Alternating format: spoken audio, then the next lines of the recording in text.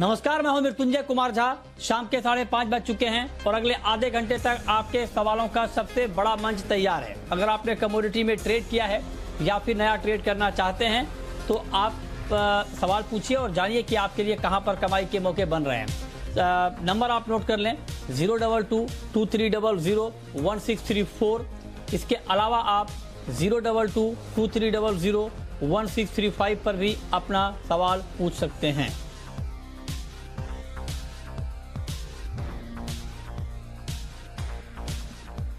तो चलिए हम शुरुआत करेंगे गोल्ड और सिल्वर से, जहां पर बड़ी तेजी का माहौल इस वक्त बना है और एमसीएक्स पर चांदी का भाव 2000 रुपए तक बढ़ गया है। गोल्ड में भी एक बड़ी तेजी के साथ इस वक्त ट्रेड हो रहा है, सोने और चांदी में।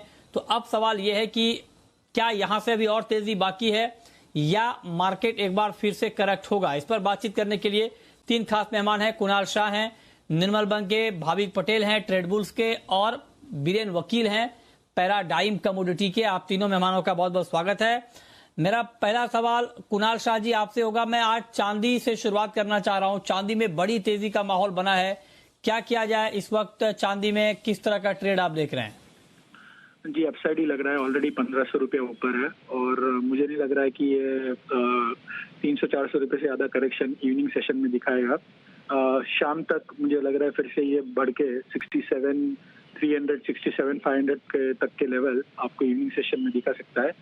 और डॉलर इंडेक्स 90 के ऊपर, अगर 90 के नीचे जाता है तो बहुत अच्छी और बहुत लंबी आपको तेजी देखने मिल सकती है इसमें। अच्छा, तो आप कह रहे हैं कि अच्छी और लंबी तेजी चांदी में आगे दिख सकती है। बीरेन जी, आप भी सहमत हैं? आपको भी लगता है कि चांदी में एक बड़ा बुल रन सामने खड़ा है? शॉर्ट टर्म टाइम फ्रेम में मार्केट को टाइम करने की मेरी ज़्यादातर मेहनत नहीं है। मीन्स मैं काफ़ी पुअर टाइमिंग वाला हूँ। बट ब्रॉडर टाइम फ्रेम में अगर देखें तो मैं जेनेट येलेन की वेट करूँगा। वो जब ट्रेजरी सेक्रेटरी का हवाला ले तब तक मैं वेट करूँगा। मैं लॉन्ग टर्म जरूर बुलिश हूँ और काफ़ी बड़ी रेंज देख रहा हूँ आगे।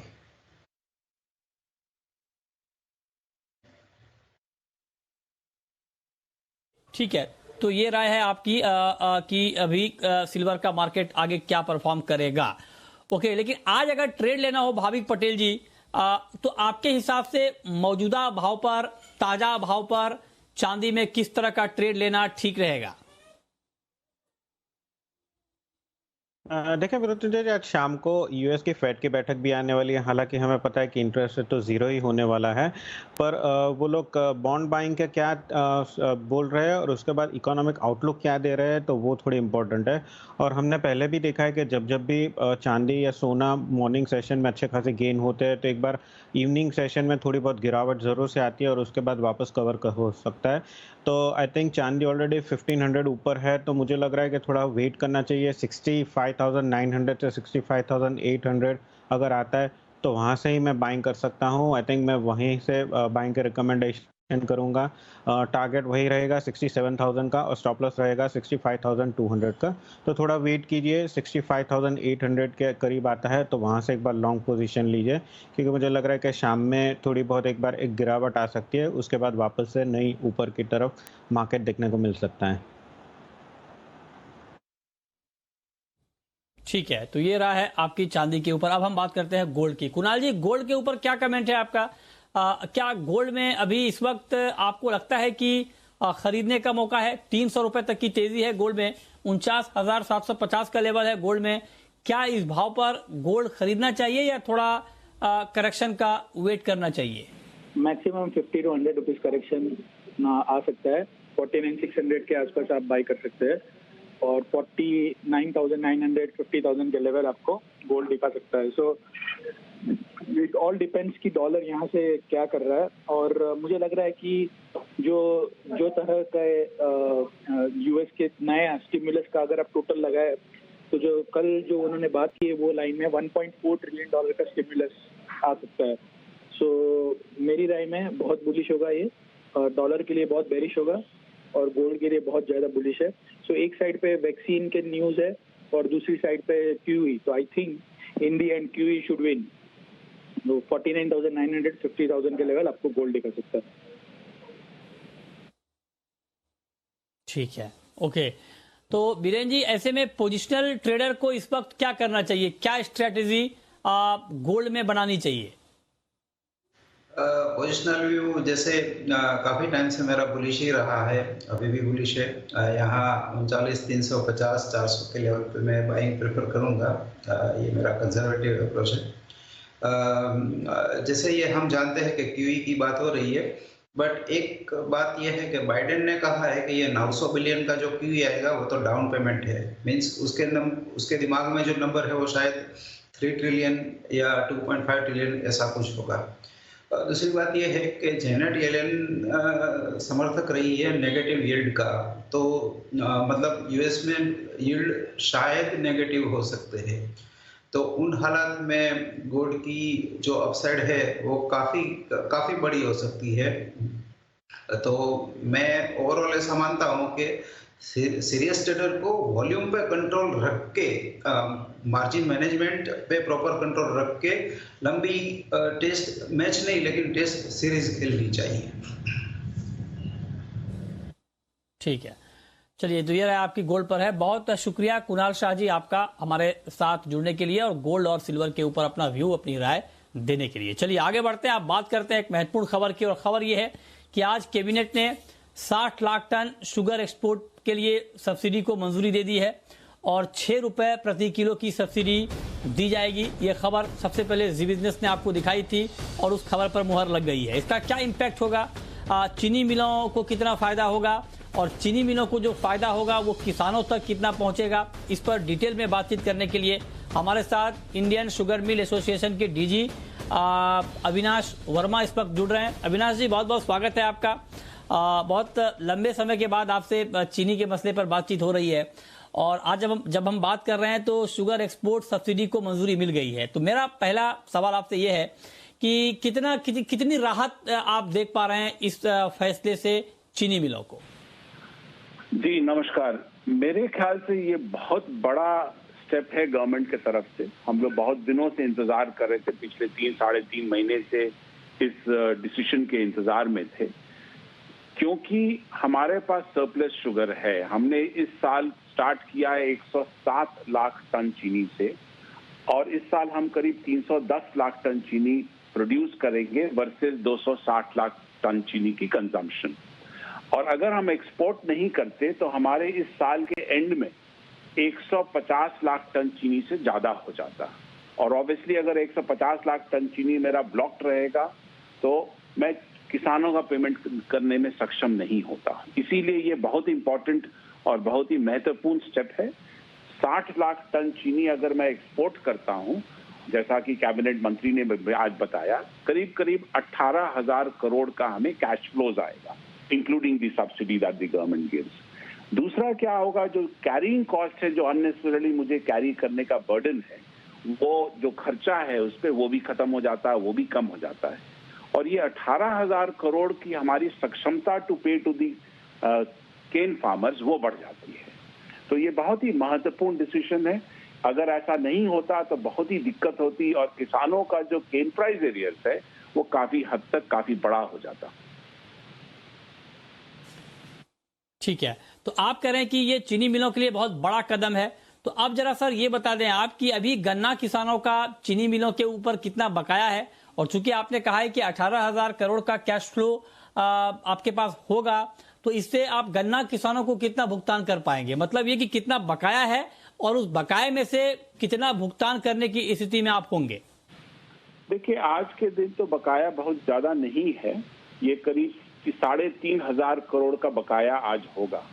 और ये 3,500 करोड़ जो भारत सरकार हमें सब्सिडी, पुरानी सब्सिडी, वो अभी तक नहीं दे पा रही थी बिकॉज उन्हें बजटरी एलोकेशन नहीं मिल पाया था मिनिस्ट्री ऑफ फाइनेंस से।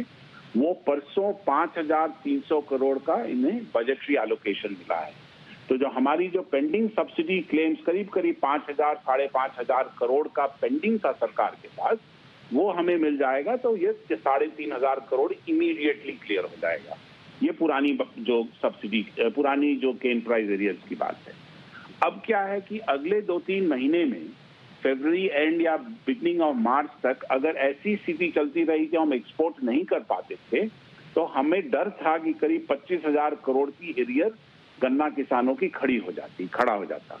तो अगर 18,000 करोड़ का मुझे उसमें से अगर आधा भी एक्सपोर्ट हम कर लेते हैं और पैसे हमें मिल जाते हैं, हमारी सक्षमता बढ़ जाती है टू पे टू दी फार्मर्स। नहीं अविनाश जी, ये सारी बातें ठीक है, टेक्निकली आपने आंकड़ों के जरिए बताया है, लेकिन चूंकि जी बिजनेस देश का नंबर 1 बिजनेस चैनल है, सबसे पहला हिंदी बिजनेस चैनल है, तो हमारी पहुंच गन्ना किसानों तक भी है। जो किसान इस वक्त हमें देख पा रहे हैं उनके लिए क्या मैसेज है, क्योंकि वो इतना टेक्निकल लैंग्वेज तो समझ नहीं पाएंगे कि इतना पैसा मिलेगा और फिर आप इतना देंगे और बजटरी एलोकेशन और वगैरह वगैरह। आप आसान भाषा में सीधे बताइए, अगर किसी गन्ना किसान का बकाया है चीनी मिलों पर तो उनको कब तक उम्मीद करनी चाहिए? जनवरी में पैसे मिल जाएंगे, फरवरी में मिल जाएंगे, कब मिल जाएंगे? एक चीज तो बहुत क्लियर है, जैसा मैंने बताया कि पुरानी सब्सिडी हमें मिलने में दिक्कत हो रही थी। पुरानी सब्सिडी की जो बजटरी एलोकेशन आ गया है वो अगले 1 महीने में हम एक्सपेक्ट कर रहे हैं भारत सरकार से हमें मिल जाएगा। इसीलिए पुराना जितना केन प्राइस एरियर थे, मैं ये बोल सकता हूं ऑलमोस्ट 90% या उससे ज्यादा क्लियर हो जाएगा अगले 1 महीने में। अच्छा, 1 महीने में हो जाएगा। मतलब आज हम बात कर रहे हैं 16 दिसंबर को, तो आप कह रहे हैं कि 16 जनवरी के आसपास जो पुराना बकाया है गन्ना किसानों का उसका भुगतान हो जाएगा। इस बात का भरोसा अविनाश वर्मा, क्योंकि इस्मा चीनी मिलों का सबसे बड़ा संगठन है, उसके डीजी है अविनाश जी, तो उन्होंने इस बात की उम्मीद जताई है, तो उनकी बात का निश्चित तौर पर उनकी बात को गंभीरता से लेनी चाहिए। आखिरी सवाल अविनाश जी आपसे, हालांकि बहुत रेलिवेंट नहीं है, लेकिन फिर भी एक कंज्यूमर के पॉइंट ऑफ व्यू से ये जो एक्सपोर्ट अब चूंकि आपने कहा कि इस फैसले से एक्सपोर्ट बढ़ेगा, तो क्या एक्सपोर्ट बढ़ने से घरेलू बाजार में चीनी की कीमतों पर भी कोई असर होगा या सप्लाई पर्याप्त है डिमांड के मुकाबले? देखिए, सप्लाई तो डिमांड से बहुत ज्यादा है, इसीलिए हमें एक्सपोर्ट करना जरूरी है। हम अगर एक्सपोर्ट नहीं करते हैं तो डोमेस्टिक प्राइस बहुत जोर से नीचे चला जाएगा और हमारी सक्षमता फिर हर्ट होगी, बिकॉज हमें लॉसेज होंगे, और जब हमें लॉसेज होंगे तो ऑब्वियसली हम जो पेमेंट करते हैं किसानों को वो करने में हमारी सक्षमता कमजोर होती है। तो पहला, चीनी का दाम आगे बढ़ने का चांस बहुत कम है क्योंकि हमारी सप्लाई बहुत ज्यादा है as compare to demand. But हम एक्सपोर्ट करेंगे तो हमारा कैश फ्लोज इंप्रूव होगा, हमारी लिक्विडिटी इंप्रूव होगी, जो कि हमें मदद करेगा किसानों को टाइमली पेमेंट करने में। अब शुरू करते हैं सवाल जवाब, और पहला सवाल है कैलाश का, सदलपुर से हमारे साथ जुड़ रहे हैं। पूछिए कैलाश जी। नमस्कार सर। सर, मैंने सिल्वर में शॉर्ट पोजीशन बनाई है 62,500 पे, क्या करना चाहिए? 62,500 पे आपने शॉर्ट पोजीशन बनाई है, ओके। बताइए भाविक जी, क्या करना चाहिए इनको? देखिए, ट्रेंड तो थोड़ा बहुत पॉजिटिव ही है, तो मुझे लग रहा है कि नीचे पहले भी मैंने बताया कि आई थिंक 65,800 के करीब मुझे नीचे लग रहा है। तो एक बार 65,800 से 65,600 के करीब आता है तो अपनी शॉर्ट पोजीशन निकाल दीजिए, क्योंकि ओवरऑल अभी भी ट्रेंड पॉजिटिव ही लग रहा है। और अगर उनको शॉर्ट पोजीशन मेंटेन करनी है तो मैं बोलूँगा कि स्ट्रिक्ट स्टॉप लॉस 66,800 का आज के दिन का जो हाई है वो स्टॉप लॉस से अपनी पोजीशन होल्ड कीजिए, और अगर वापस नीचे 65,200 के करीब आता है तो निकल जाइए। ओके, ठीक है, तो ये राय आपकी है कि चांदी में अभी आपको करना क्या है। चलिए आगे बढ़ते हैं और रुक करेंगे अगले कॉलर का, अगले सवाल का। लेकिन हाँ, इस बीच हमारे साथ सुल्तान जुड़ चुके हैं राजस्थान से। पूछिए सुल्तान। हाँ जी, बीरेन जी से सवाल है। ये कपास खली तो भैया 2100 रुपये हो गई, 1800 में लेने का मन था हमारा, अब क्या करना चाहिए आगे? बीरेन जी से जानना चाहते हैं, क्या ये सीजन में 2000 के नीचे फिर से ढेर मिलेंगी, और क्या ऊपर में कितने लेवल देखते हैं मैक्सिमम? 3000 हो जाएगा? जरा डिटेल में बताइए। बताइए बीरेन जी, क्या करना चाहिए कपास खली में? अभी लास्ट टाइम भी हमारी बात हुई थी, तब मैंने कहा था अब मैं बेरिश नहीं हूँ, अब मैं तेजी में हूँ। इस लेवल पे भी मैं थोड़ा बाई साइड में कंफर्टेबल हूँ। 2100 के लेवल पे भी मैं बाइंग साइड प्रेफर करूँगा। मेरा टेंटेटिव टारगेट करीबन 2250 2330 के बीच का रहेगा। इसकी टाइम फ्रेम करीबन 2 महीने की रहेगी और इसका जो स्टॉप लॉस है वो थोड़ा लंबा है, यानी 1930 1920 तक का है, यानी 150 रुपये के स्टॉप लॉस से मेरा अपसाइड करीबन 250 रुपया आ रहा है। कोई अगर एग्रेसिव पोजीशन है, कोई एग्रेसिव ट्रेडर है तो बाय ऑन डिप्स करके माल इकट्ठा कर सकता है। आगे 3000 तक का शायद मार्केट नहीं दिख रहा है मुझे, कहीं 2400-2500 से ज्यादा नहीं लग रहा है, क्योंकि उसकी जो मेगा बुल मार्केट थी वो खत्म हो चुकी है। अभी जो है वो करेक्टिव बाउंस है। ठीक है, अगला सवाल है नरेश का, गंगानगर से हैं हमारे साथ। पूछिए नरेश जी। कॉटन के ऊपर ही पूछना था। कॉटन मैंने रख रखी है, फार्मर हूँ, तो निकालना चाहिए कि रखना चाहिए? अच्छा, बताइए बीरेन जी, कॉटन केक पर तो आपने राय दी है, आप कॉटन में क्या करना चाहिए? कॉटन को भी रखना चाहिए या निकाल देना चाहिए? क्या सुझाव आपका? कॉटन MCX पे अगर बाइक है तो रखना चाहिए। आज वैसे मेरा बाइक कॉल भी इसमें आने वाला है। और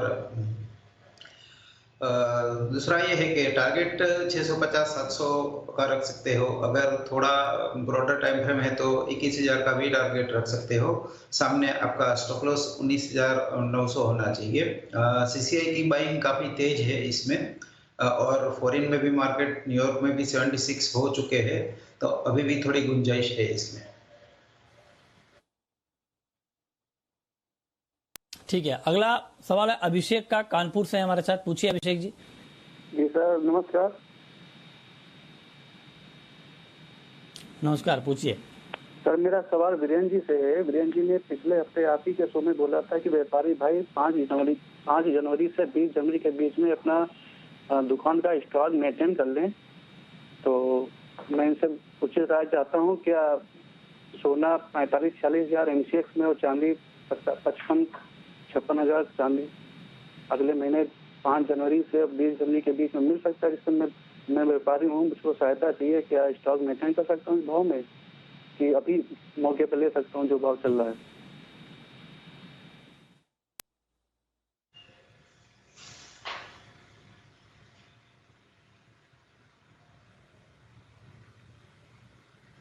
बीरेन जी बताइए सर। बेसिकली जो ज्वेलर्स है उनका हिसाब रुपयों में नहीं होना चाहिए, फाइन में होना चाहिए। हमारा बिजनेस फाइन से है और फाइन हमको जिंदा रखती है। तो मैं ऐसा मान रहा हूँ कि हर गिरावट पे फिजिकल माल इकट्ठा करना चाहिए, क्योंकि मैं आगे जो रेंज देख रहा हूँ 2-3 साल की, मैं बहुत लंबी समय से देख रहा हूँ। और इस शो में कम से कम 3-4 बार मैंने रिपीट किया है, और एक बार रिपीट कर रहा हूँ कि ये तेजी 2009-2013 का रिपीटेशन है, एग्जैक्ट रिपीटेशन है। और करीबन ये 2020 से शुरू हुई है और 2022 तक चलेगी, जिसमें आगे बहुत सारे मकाम आएंगे, वोलेटिलिटी भी आएगी। बट जनरल नजरिया मेरा बुलिश है, बाय एंड डिप से। एक बार बाइडेन गवर्नमेंट आ जाए, फिर अभी जो ये हम शॉर्ट टर्म देख रहे हैं ना, उठा पटक वो कम हो जाएगी और वन वे मार्केट शायद चलेगा। ठीक है, ओके। और अब वक्त है रैपिड फायर राउंड का।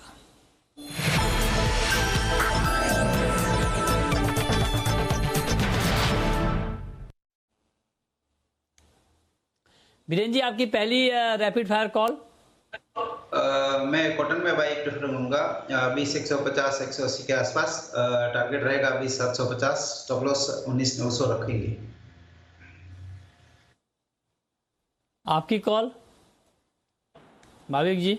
जिंक दिसंबर जो है वो मैं लॉन्ग करने की रिकमेंड करूंगा 219.5 से 222 का टारगेट और 218.20 का स्टॉप लॉस। आपकी आखिरी कॉल बीरेन जी। 192 में दिसंबर गैस बाय प्रेफर करेंगे। 202 का टारगेट रहेगा, स्टॉप लॉस 186 का रहेगा। चलिए, बहुत शुक्रिया बीरेन जी आपका, भाविक जी आपका, बताने के लिए कमोडिटी में कहां पर कमाई के मौके बनेंगे।